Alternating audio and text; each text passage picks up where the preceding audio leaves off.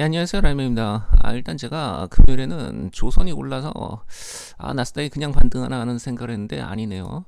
일단 그렇게 되면 나스닥은 최대 여기까지도 내릴 수 있죠. 있기는 내릴 수 있지만 사실 얘가 월요일 오전에 조선 개장 전에 트럼프가 헛소리 한 번만 하면 바로 갭상 띄울 수도 있단 말이죠. 얘가 반드시 월요일에 여기까지 내리란 법은 없어요. 언제든 지 마음대로 아무데나 올라갈 수 있는데 그 올라가는 게 월요일이냐 화요일이냐, 화요일까지 쳐박으면 수요일에 올라갈 수도 있고. 그래서 다음 주 중에 나스닥이 반드시 반등할 건데, 아이러니하게도 조선을 개폭락을 한 방 시키면 나스닥이 그날 밤 반드시 반등해요. 그건 확실한데, 그럼 조선을 나락을 보내고 나스닥이 반등할 확률이 있단 말이죠. 그래서 다음 주가 아직까지 변수가 많은데, 그러니까 조선 입장에서는 베스트는 그냥 월요일 오전 장 개장 전에 트럼프가 뭔 소리 해갖고 나스닥이 갭상을 띄우고 있는 거예요. 나스닥 선물이.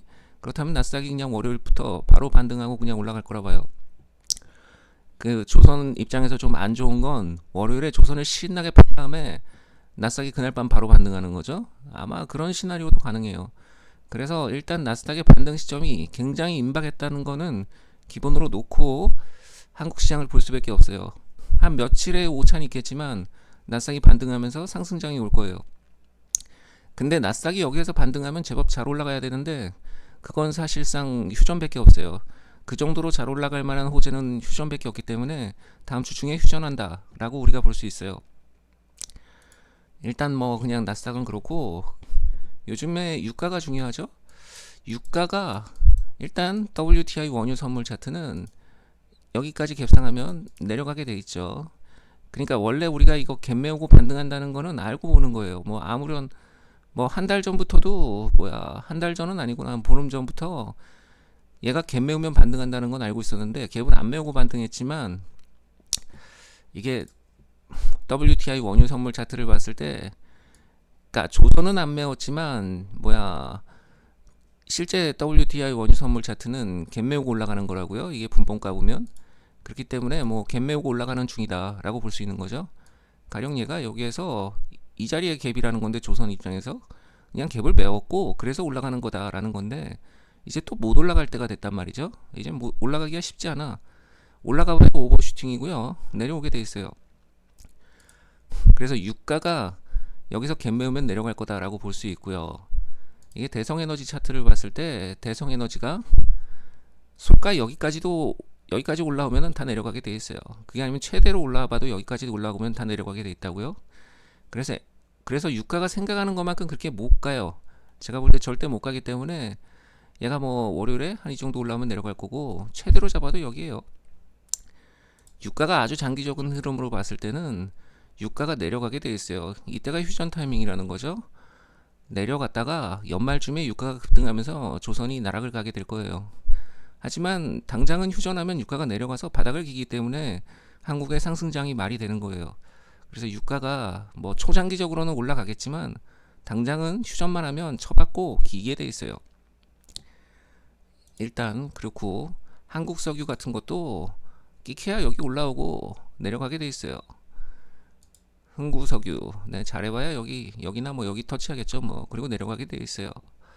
그래서 일단 유가는, 제가 볼 땐 유가가 내려갈 거기 때문에 휴전도 제법 임박이고 그냥 상승장이 마지막으로 한번 올 거예요. 이게 마지막 상승장이에요.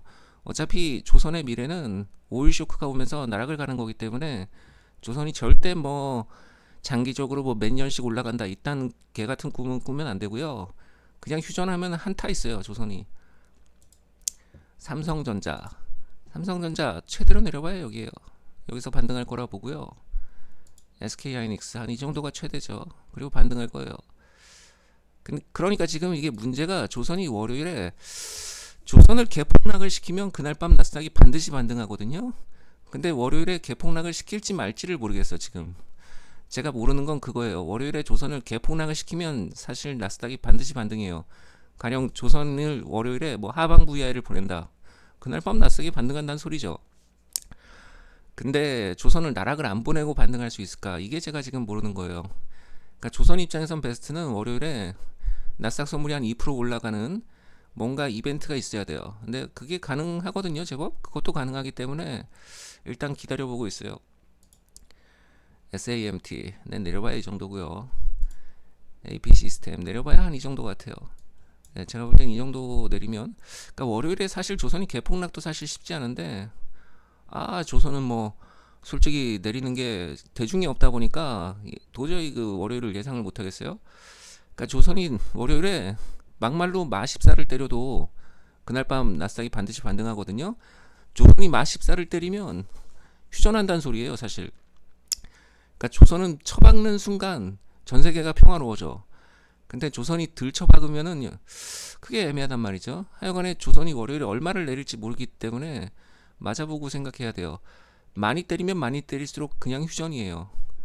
일단 뭐 그냥 그렇고, 전반적으로 종목이 남해안 같은 건 내릴 데가 없기 때문에 올라올 거로 보고요. KCP도 이런 것도 올라올 거로 보고, IG비전은 암만 내려도 이 정도 같고요. IG비전은 여러분들이 나는 좀 처물려도 기분이 좋다, 그런 분들은 그냥 내릴 때마다 계속 사면요 반드시 더 올라가요. 그러니까 여러분들이 조선의 패턴을 좀 이해해야 되는데, 1300원이 최저가죠.